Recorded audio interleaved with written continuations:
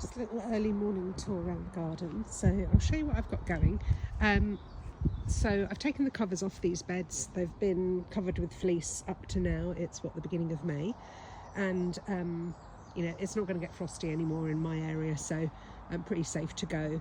The brassicas that are over at the back in the middle over there will have to have some kind of netting on, but I just haven't got around to doing that yet. So got some spinach, then some chard, and then some celery and some celery. Now this is interesting. So this celery was put out probably, gosh, last month. It's been under fleece. You can see how big it is. I mean, it's growing, looking healthy, but not massive. And these ones were in pots, so in a slightly more protected environment. Not in the greenhouse, but they were in a cold frame, and they are much bigger. So these got planted out yesterday. So I love celery, so that's a lot of that. Some lettuce you can see at the back there, and there's some self-seeded rocket just in front of the rhubarb forcer. Now that rocket is lovely. It's called wasabi rocket, but tastes exactly like wasabi. So for somebody like me that loves sushi, it's a lovely thing to grow. These are the brassicas. So I've got purple sprouting broccoli, some cauliflowers, some kale, and some kohlrabi. I've got various lettuces here. These are ones called Little Gem. The ones that I've just showed you over the back, they are Kos ones.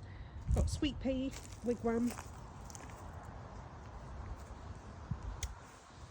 and then a few sunflowers at the front. This is pak choy. That's gone to seed. I'll leave that, and then I can collect the seeds a bit later on. But this area here will now be, I'll put a wigwam up for some running beans and some French beans. Here I've got some radish. They're looking really super. It's called Sparkler, these ones. They're really nice. So they are absolutely huge. I mean, look at that. It's great. Obviously the radishes will all go, and that's where the beans are going to go. I've got some beetroot there, spring onions. Now these have been multi-planted, so you can see I haven't split them up.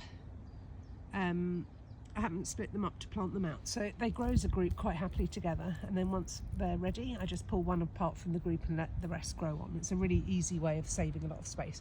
Please ignore the weeds. Chard, so that's growing well, and then lastly at the back I've got some fennel, and then I've got a whole load of self-seeded poached eggplant, which is great actually, because this bit here gets really dry, so I don't really have very much success with the veggies. It's kind of like the edge of the bed, and under this lovely oak tree here, so this self-seeded stuff is perfect. It's obviously very happy. So this is the poached eggplant. It's called Limnanthes, and it is called the poached eggplant for that very reason. It's like a poached egg, and it's absolutely covered in bees and hoverflies when the flowers come out. So here, this is my carrot bed, all happily growing under there. It needs thinning out, but they're in rows about 25 to 30 centimetres apart. It's a carrot called Chantenay Red Cord. It's quite a stumpy one, and that's because it's in the trug, and some of them at the edge here don't have very deep, excuse me, don't have any deep, sort of enough deepness to grow long. A little bit of a propagation bench here, some Brussels sprouts, some celeriac, more lettuce, and some echinacea. And then this is my cold frame. This is open during the day. I haven't actually opened it yet. But again, propagation sort of area, things that don't need to be in the heat of a greenhouse but are happy to sit just a bit protected. So pelargoniums, I've got some runner beans, cosmos, just some things that are coming up. And then we're just going to look around at the greenhouse.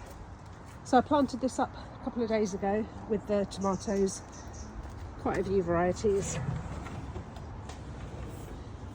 So they are ready there. You can see them with their string. The string I use is like a polypropylene, but it is very strong and durable, and I use it every year. I sort of reuse it. Then at the back I've got some chilies in pots. They'll stay in pots. But yeah, these ones are staggered, probably about 60 centimetres apart, and it's a double row all the way round. but they're looking great. So the idea of the string is that they get wound round. The string, basically, when you plant it out, underneath the root ball, you make a knot in the string, put the string in the rooting hole first, put your root ball in, and then you can see how it's quite tough. I'm giving that quite a good pull and it's not budging. So this will get wound round the stem and then tied to the top of the greenhouse, and that will just provide the plant with some support, and you can kind of wind it round as it goes. I just prefer it to bamboo canes, because if I put bamboo canes in here, one, they damage the glass, and two, they kind of lean over unless you tie them. So the string for me is the best option. And as I said, it's reusable every year, so I try and obviously not waste stuff, especially plastic. But this string is great because it just lasts for years. And then I try and plant as much flowers as I can in here. So this is self-seeded alyssum. Smells absolutely incredible. And you see there's a whole bunch back there. The more flowers you have in here, the better. I've got self-seeded nasturtiums. And obviously the idea is that you bring in as many insects as you can that are then going to pollinate your tomatoes. Tomatoes obviously can self-pollinate if you shake them to just get the pollen going, but yeah, the more insects you have in here, the better.